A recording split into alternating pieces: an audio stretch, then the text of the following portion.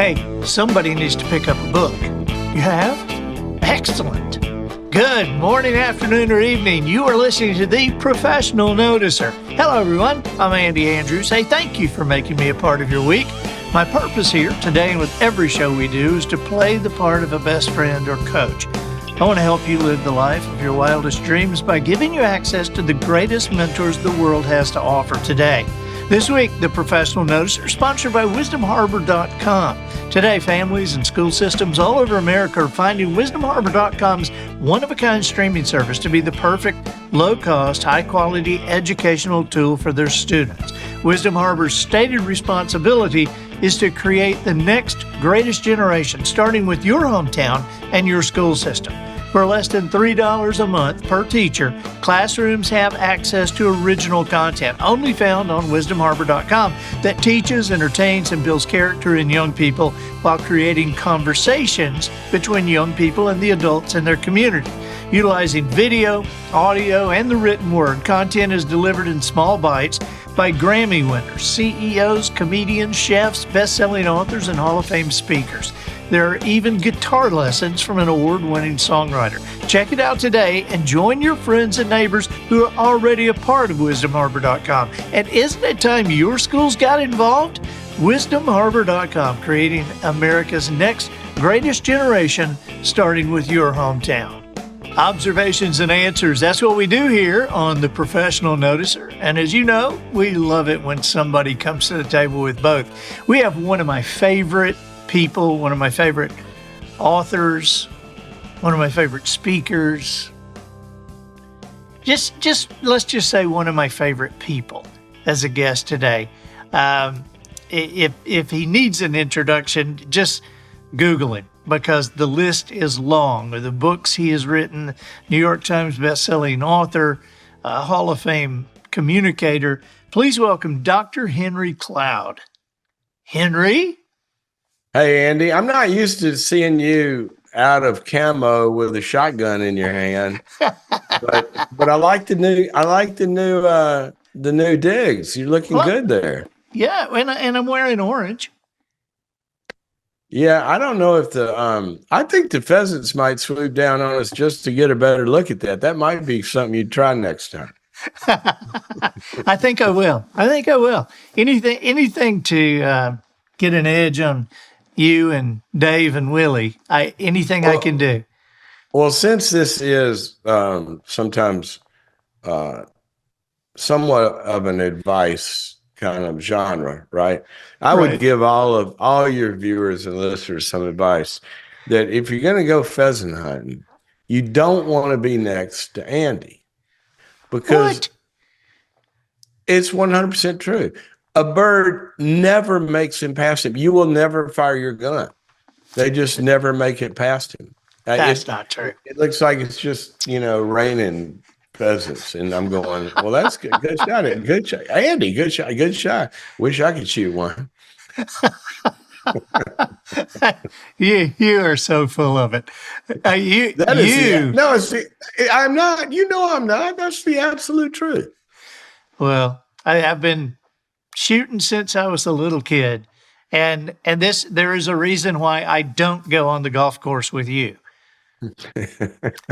I mean, they were telling, Willie and Dave were saying that, the year was like 2 or 3 years ago that you had knee replacement surgery and you were out on the golf course hobbling around and still smoking them.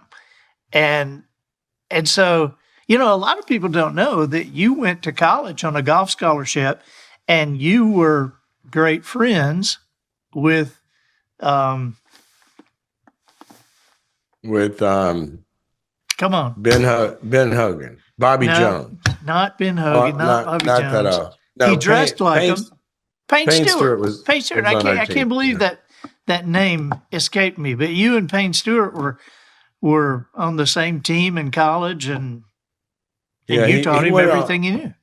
He went on to a little greater things than I did, but he was such a great guy. We miss him. He was great for the game and just a great human. Yeah. Well, hearing your stories, you have definitely impressed that upon us, how great a guy he was. Henry, you've got a, I feel like I've said this before, but Henry, you've got a new book. You are incredibly prolific, but this book is different. And the name of the book is Why I Believe: A Psychologist's Thoughts on Suffering, Miracles, Science, and Faith. And this is, good grief. It's the same in that it has your voice, but it's very different territory you're tackling here. And this book began as a letter to your friends. What can you tell us about that letter? How did that begin? Well, it never was meant to be a real book. But it starts, probably the easiest way in is to kind of, summarize the preface really quickly. It starts out with, I have a problem, and no, I have an issue, and this book is my attempt to solve it. And then it says, I love God with all my heart, and I know beyond a shadow of a doubt that he's real. He's proven that to me for decades. That's not my problem. My problem is I love my friends, and many of them don't know him or have any kind of faith that they've told me about. And I want them to know, but the problem is sometimes I struggle with telling them about my faith. And then the next line says, wait, how can you tell millions of people about God in talks and books and media and all this, and you can't even talk to your own friends? I said, well, the simple reason is people sign up to hear my thoughts on God, but my friends don't. They just signed up to play golf, or go scuba diving or have dinner or something. And I do share with my friends, but a lot of my friends, because I kind of work in so many different arenas, that a lot of them are not people of faith and really, really good people and close friends, but that's a difficult conversation for a lot of people. And it just kind of makes them feel weird. I don't make them feel judged. All of a sudden, oh, you're one of those, you're trying to convert me, and so but I felt like, well, that's not being a good friend either. I want them to know. And so finally, I said, you know what, I'm going to write a little pamphlet and about my faith and just send it to my friends, the stuff we never talked about. And then I started sharing it with a lot of, people of faith. It's a common experience, isn't it? Yeah, they said, I have that same problem. I want that book to give to my friends. And that's kind of when it turned into a book. So that's how it happened. You relate your faith journey in this book, and it involved getting to know who God really is rather than what a lot of people think he is or who a lot of people think he is. What do you think you have to communicate God's true character and heart to people who are searching or to people who are not searching? Well, we each, in some ways, primarily what we have to communicate is our own experience, unless we're learned in some field. And so what I have to communicate about that, Andy, is that he really is there and he cares and he will get involved if you let him. Because that's what happened to me. I was in college, and I won't go into the whole story, but I hit bottom. I mean, non-functional hit bottom. And I talk about it in the book. I never really shared that whole journey before, but I was really, really depressed. And that's what happened. I reached out to him, and he showed up and brought me through that and healed me. But that put me into a lot of intellectual quandaries. All of a sudden I knew God was real, but this is in college, all my professors and everybody was saying, the Bible's full of myths, science has disproven it. What about all the pain and evil and suffering in the world? If God is good, why didn't he do something about that? And so I had this realization and knowledge that he was real and active, but it's kind of like, but what about all these obstacles? And so I went into a deep dive at that time about, in the sciences and a lot of the hard questions.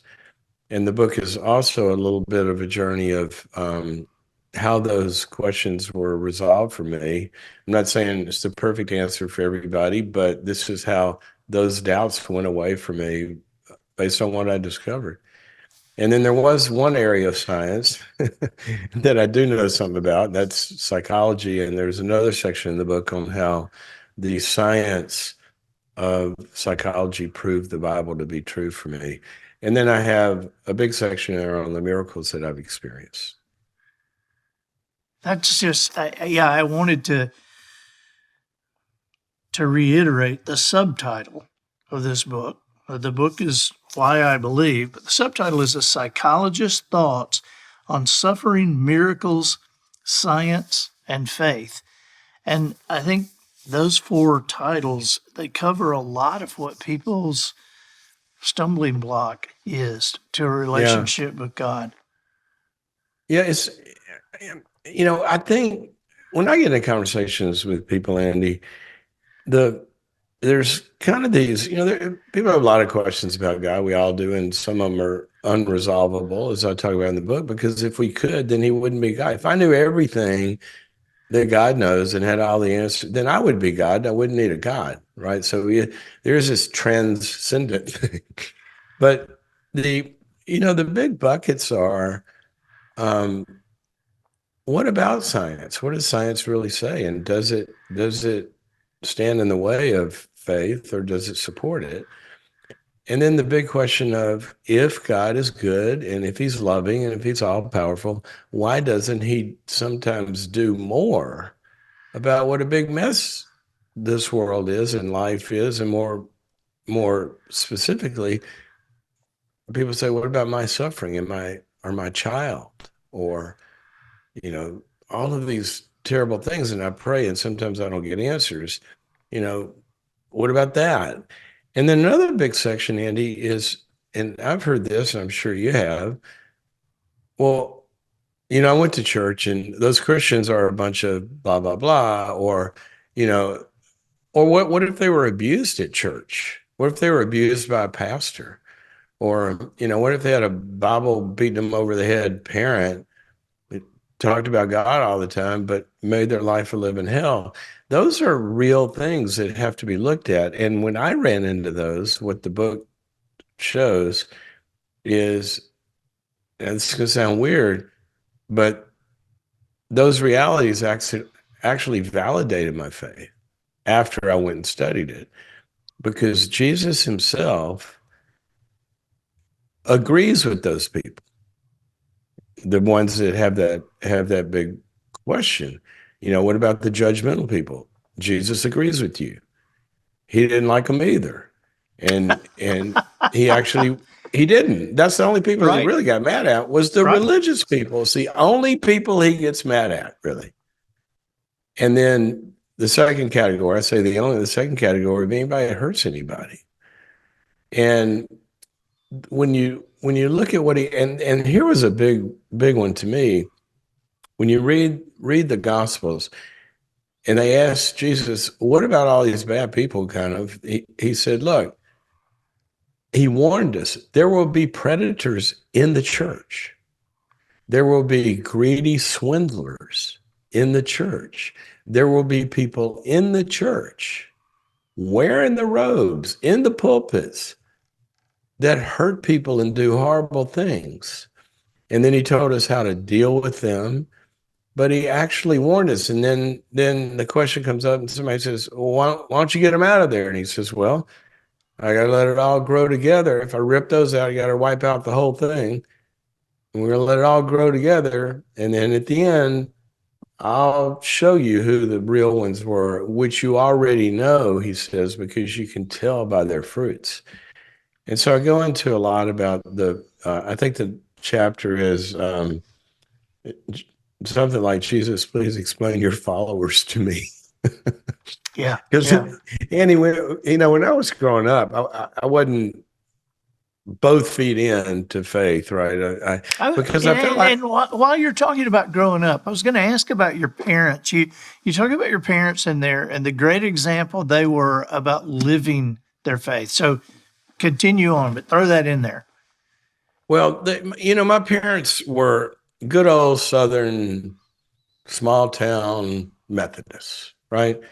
And they had a real faith. I mean, they went to church every Sunday. We said grace before meals, prayers before bedtime. But that was kind of it in the religious. We hear about, did you grow up in a Christian home? Well, today that means daily devotionals, and we got Bible verses Homeschooling in the kitchen, and every question. No, my parents were not like that at all. They were, my dad was a good old boy in business, and but he had a real faith, but it wasn't that heavy Christian home. And my dad and my mom, they lived it out by serving the poor, and that's basically their whole life. He used his business to serve the poor, and my mother took care of widows and tutored inner city kids, and they were just always helping people.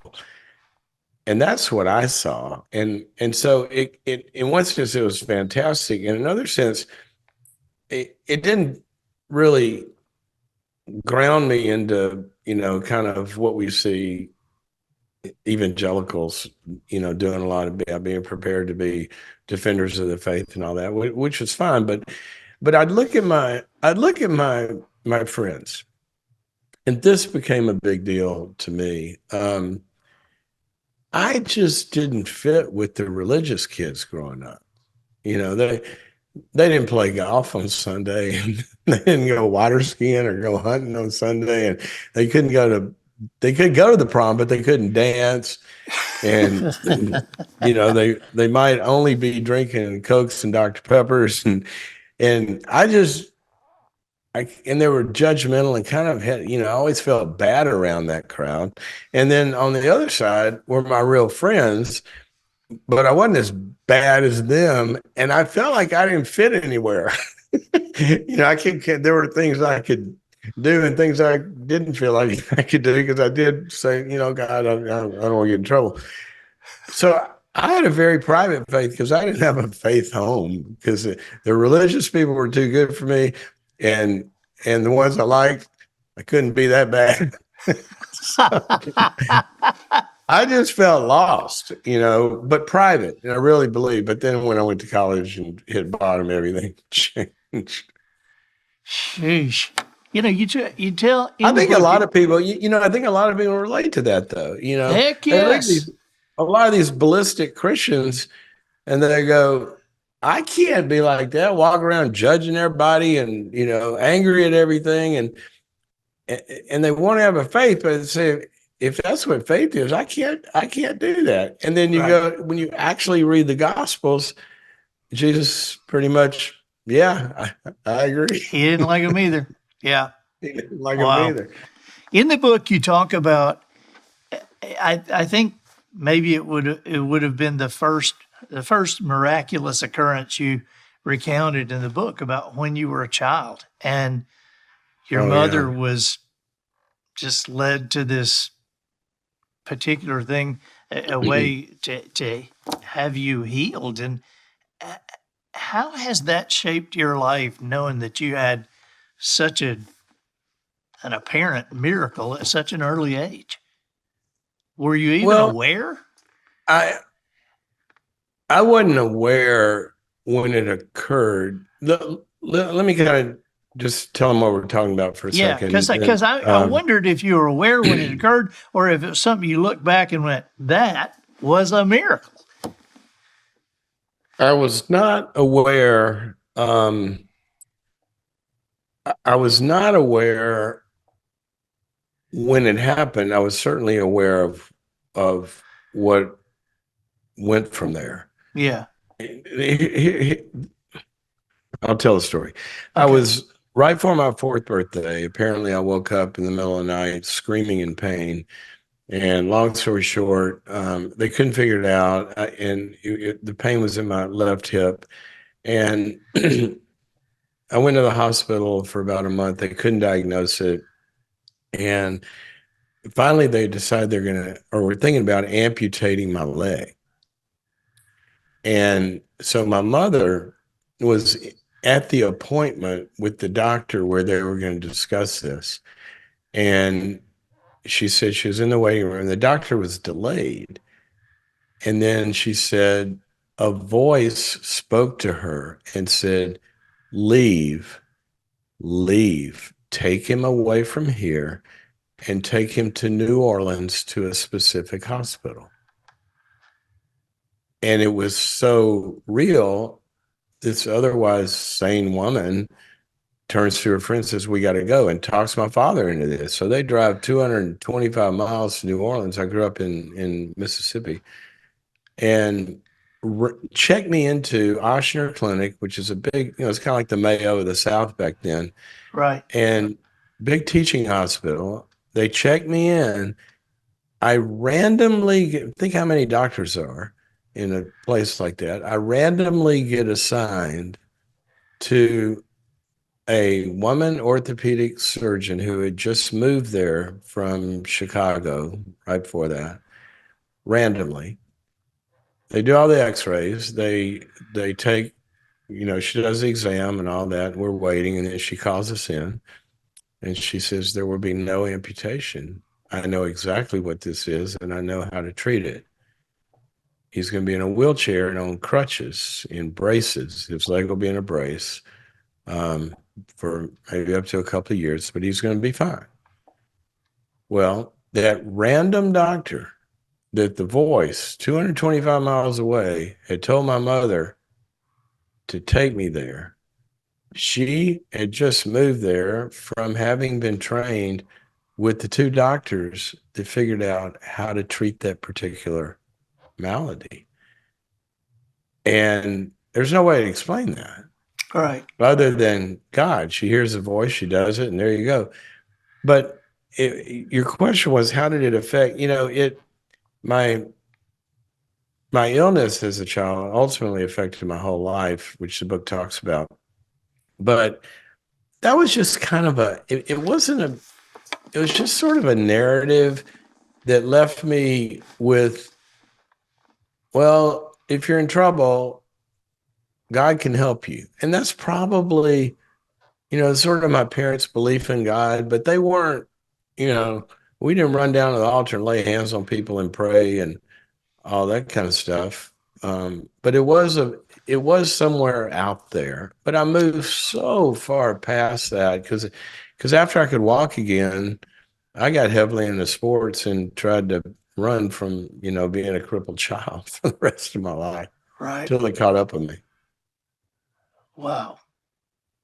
In the book, you talk about an experience in a chapel. You know what I'm talking about? As a child, or when when I hit bottom in college? You had an experience where you had an immediate response from God, or you expected an immediate response from God, but instead got silence. Do you remember that part? Yeah, yeah. If you don't mind telling that story, and how did you navigate? Because I think even today, sometimes when I experience silence, I'm disappointed, I suppose. Oh. And so how did you navigate that to continue seeking? You kind of have to understand the buildup to it to know why it was so bad. I'd gone to college to play golf. It was my life's dream. Right, early on, I had a hand injury and had started developing a lot of pain. And, I'd take the club back and right about there, sometimes I'd get this like needle pain down my arm. I'd drop the club. I couldn't even hit the shot, but it wouldn't happen every time. And I was struggling. And so I went to probably 14 doctors and they couldn't figure it out. And I struggled, Played well sometimes, played not so well other times, and I just wasn't able to play to my abilities. And I was kind of going down, I was getting more and more depressed. And then finally, end of my sophomore year, I had to quit. The pain got too bad. And or kind of middle or spring semester. And I started getting really depressed. And my girlfriend and I broke up, and I got more depressed, and I was really, really in a bad place. And I was sitting in my dorm room, and I'm sitting there, and I'm obsessing about life. I'm just sitting there. It was a kind of rainy, cold, sunny afternoon at SMU on the campus there, and I I'm sitting there and thinking about how do you what am I going to do with my life? How do you get undepressed? How do you find the right one? And once you find her, how do you make the relationship work? But bigger than that, what am I going to do for a living? I mean, and I'm obsessing about all these parts of life that weren't working. And I'm sitting there, and I'm really depressed. I look up on my bookshelf, and there's my Bible sitting there, which I hadn't read since I'd been in college. And it kind of like, I don't know why. I mean, there's 1,000 books there. I just looked up and saw it, and I said, well, maybe and I went over and I pulled it off the shelf, Andy, and I sat down on my bed and I opened it up, and you've heard, kind of a verse jumps out at you. I Yeah. looked down, and it said this. It said, Matthew 6, it says, seek first the kingdom of God and his righteousness, and all these things shall be added to you as well.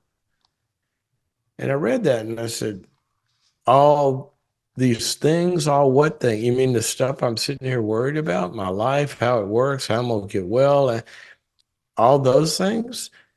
And I thought, you look for God first, and then all these things. And I was thinking, well, nothing else is working. I'll try that. And so I thought, you know, old time religion. I thought, well, you can't do this in a dorm room, right? So I got to go into a church.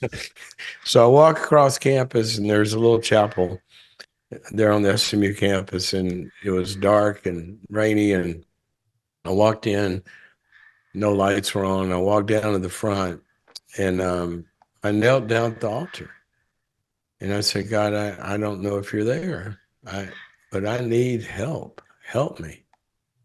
And I actually thought, Andy, that, I had believed in God, but I never had really jumped out of the plane. So the parachute doesn't know. Right. It was like I knew I knew I'd taken a step I'd never taken before, because I said, I'll do anything you want. And I'd seen on TV when people do that, they get zapped and healed, right? So I take this step, and I'm waiting, and it was dead silence. Nothing happened. And I got to tell you, it's the loneliest moment of my life. I had finally reached out to God, and nothing happened. And so I'm like, I don't know what to do at that point. And so I'm sitting there, and I kind of was befuddled and even more depressed. And I think I might have even muttered, "Oh, okay, well, call me."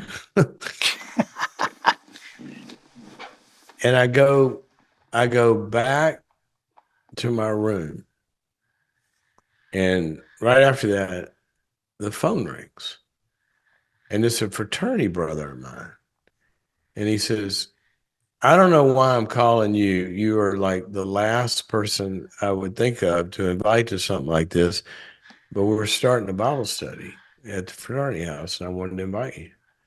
And I saw that as a sign, and I went, and here we go. But yeah, that moment of silence Scary. was awful. Awful. Wow. You know, I thought, and I want to kind of close our time here by saying that I was interested in your stuff about free will in the book, and that for love to be genuine, it has to be a choice. You have to have the freedom to choose. And so, Yeah. can Which it you? just, I mean, if I can just say something about that statement there, Andy, you know, we've all been in relationships on one end or the other where somebody is trying to manipulate you into loving them, manipulate you into doing things for them, where they're controlling you. And whether you do the things they want or not, it's horrible. And that's not love.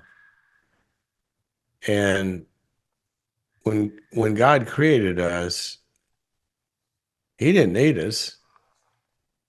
He just wanted to have a love relationship with us. And to have a friend or to have anything, you you can't control them into liking you, or it's not real love. And so that's kind of, I think, what you're Yeah, about to get yeah. into. And how does understanding the necessity? This is my last question, I guess. How does understanding that necessity of the freedom? How does that address the problem of evil? Well, I I think it's the only answer. And it's not even an answer we like. And I talk about that a lot in the book that and I'll mention that in a second, but when it comes to suffering and we go, God, where are you? Sometimes when he's not doing something. Now, the other thing the book does, though, Andy, because we get into this God doesn't do things section, but before that, I have a whole long litany of miracles that Right. I have seen him perform. And so the question is, does God ever do anything to alleviate suffering? The question is, why doesn't he do more? And why didn't he do it in this situation? And why isn't he doing it for me? Yeah. Why didn't he do it every time? Yeah. And that's a big quandary. But a lot of people don't know that God does miracles today. And so that's why I put that in there. I mean, they're only one YouTube search away from you That's type in, exactly right. That's exactly right. I saw Jesus or Jesus healed me. I mean, it's you can. I love to read and hear and listen to testimonies, but the thing about freedom is that when God created us, that's what He wanted. He wanted a real relationship. If He's going to have a real relationship, He He has to give us freedom to either be in a relationship with Him or not. I mean, it's like my dog off leash, right? And everybody's got a dog they love. There's on leash and off leash. And off leash training requires a real love, a bond. Right. Yeah. And he created us off leash. And he said, just don't do one thing. Don't eat of the knowledge of the tree of the knowledge of good and evil, which means, among other things, the temptation was we can be God and know everything for ourselves. That's Lucifer's original problem, right? And the tempter came to them and said, you can actually have all this wisdom. God knows that you'll be like him if you do this. And so when we rejected God to be our own God and live life under our domain, we used our freedom to go the other way.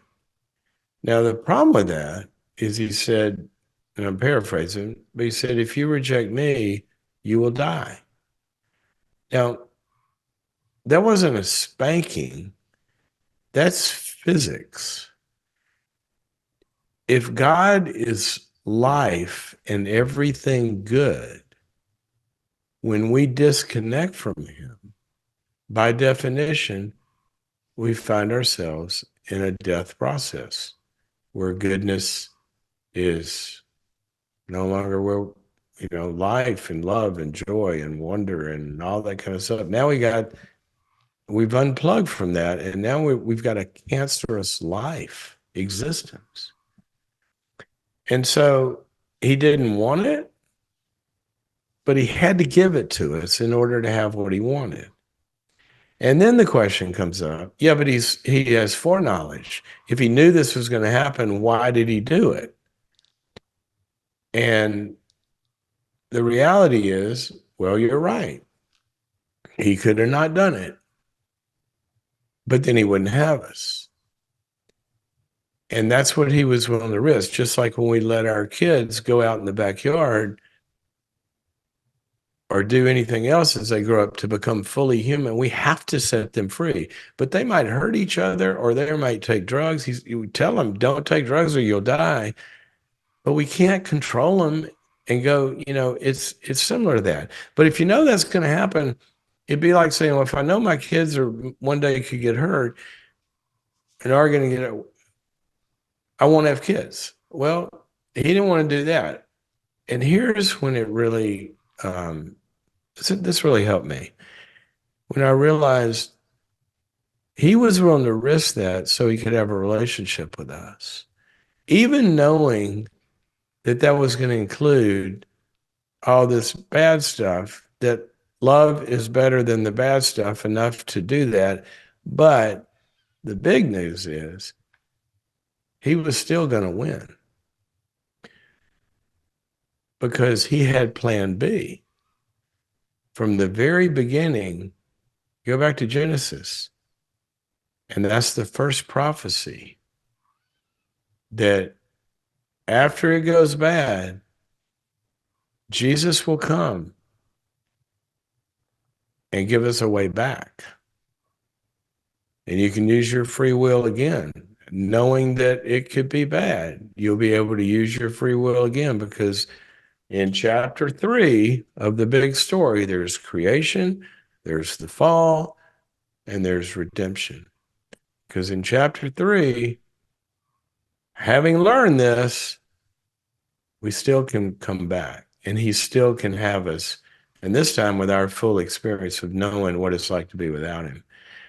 And so that's kind of the short version, but it still doesn't answer one of the hard ones, which is in the midst of it, then why don't you do something now? We've all been in pain that God doesn't heal. We've seen him heal, most of us, a lot of us have seen him heal and intervene, but sometimes he doesn't. And that's one I said there is an answer to that the Bible gives us. The answer is there is no answer. In other words, there is an answer, but God's not going to tell us the whys. And the best, there's two big examples of that. There's a lot of them, but two big ones in the book that I talk about. One of them is Job. He lost his family. He lost everything he owned. He was going through great physical suffering. And when he asked that question, God basically says, I'm going to paraphrase multiple chapters here, but God says, Job, when you can create all of this, then you can judge what I'm doing. In other words, you got to trust me. And Job comes back with, even though he slay me, I will trust him. Meaning that there's something about all of this that we can't understand, but we have to trust him. And God appeals to Job to trust him based on everything you see. I think I know what I'm doing, is kind of what it says. And that's the intellectual part. But who is it we're trusting? Just somebody that's smart? Yes. But also, the one we're trusting is the one who cared so much about our suffering that he came and died and went through it himself.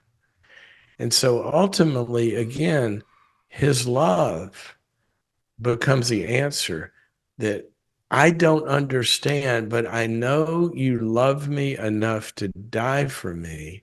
And I know your thoughts are above my thoughts in some way I can't understand, but that's who I'm trusting. And he says, will you use your free will to come to me? And Jesus, the man on the cross, said the same thing.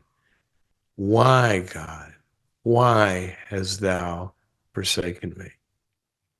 And that question doesn't get an answer right then. It gets an answer 3 days later when he raises him from the dead. And that's what he says he will do with all of us who turn to him. And ultimately, he'll do for this whole sick world out there. I mean, if you read the papers any morning, we got a problem. Yeah. Buddy, Anyways, thank you. Thank you so much for your time. Whether we are sitting around a fire at night or hanging out in a green room or talking in front of hundreds of thousands of people, I always learn a lot from you. And Well, I am always grateful for my time with you. So I really appreciate you taking the time to come on here with us. How can we help you, Henry? I mean, obviously, get the book. Where do you want us to get this book? Where do you want us to go? I think you ought to go over to Andy's house and just give him to cook you some of those fish he caught that day or whatever he shot that day. And he's got a box of them there. Now, it's kind of the proverbial wherever books are sold, Okay.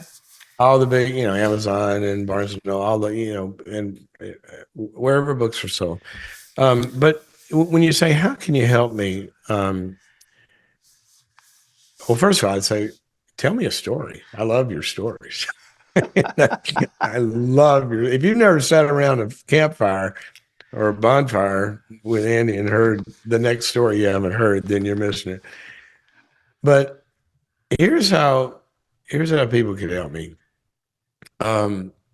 This book started out with a problem. And the problem was I really want my friends who don't know God to know why we believe this stuff. And then people say, well, I want to give that to my friends. And yeah, you could help me by helping me partner with you to be able to share your faith with extended family members that you can't have a conversation with, or coworkers or friends or whatever. And the main thing is, is to pass it on. One thing about it though, Andy, is I have heard this from Christians. I was reading on Amazon, I was reading some of the reviews. And it turned out it actually is a spiritual growth enhancer for Christians, that we love to hear each other's testimonies. The Bible says that we overcome by testimonies. And so it's just one more reminder, even for Christians, of how real he is. I agree. Great book, Henry. Great book. And thank you for your time today. Give my love to your family. And, likewise. Now, when are you gonna? I think we got a hunting trip planned. Yeah. And I was wondering, are you gonna open up a little clinic before then, so I get some lessons? I lived in California for so long after growing up in Mississippi that I'm not as good a shot as I used to they be. they didn't let you touch guns out there, did they? They weren't passing them out at the drive-through. I'll tell you that. Well, come October, we'll do it again. We're gonna have a great time. Need to get you down here fishing before that, though. Well, that Gulf, those red suckers out there. That is so much fun. That's so much fun. Well, we'll do it. We'll do it. Thank you, Henry. Okay, Andy. Thank you, and God bless. All right. Bye-bye. I'm Andy Andrews, the professional noticer, harnessing common sense and wisdom to plow through challenges all the way to an answer for you. And I think that'll do it for this week. Get us out of here, Matthew. So, ladies and gentlemen, and to the boys and girls who aspire to become ladies and gentlemen, we have reached the end of another episode of The Professional Noticer, the official podcast of the Orange Beach Lady Softball Makers. In a world where common sense has become a superpower, I'm harnessing that tiny bit of mental energy I have for you, seeking wisdom, making observations, and endeavoring to answer tough questions in a way that will empower your family and your business. I'm Andy Andrews. Until next week, goodbye. This episode of The Professional Noticer was produced by Matt Limpert. The Noticer theme written and performed by Sugarcane Jane. Henry Cloud books for the cast and crew provided by Twinkle and Smoke of Beverly Hills. Additional financial consideration provided by mispronouncedwords.com, a web portal dedicated to helping us all avoid appearing to be dumber than we really are. Friend, do you think you're pretty sharp? Your barista knows different every time you order an espresso. What you want is an espresso. There's no X in the word. Kids, does your geography teacher say Arctic? Remind your educator that there is a C in the word and it is pronounced Arctic. There's also an R in February. It's not February, it's February. February is a lot like library. You don't check out books from a library. A child is not mischievous, he is mischievous. We eat sherbet for dessert, not sherbert. There is only one R in the word, sherbet. And while the White House may have the nuclear codes, America has suffered through 4 different presidents who failed to say the word nuclear correctly. It's not nuclear, it's not nuclear, it's not nuclear, or nuclear. Even though that's how Eisenhower, Carter, Clinton, and Bush pronounced the word. Another word is often. It is often. There are no T's in any spelling of often. It is not often, it is often. mispronouncedwords.com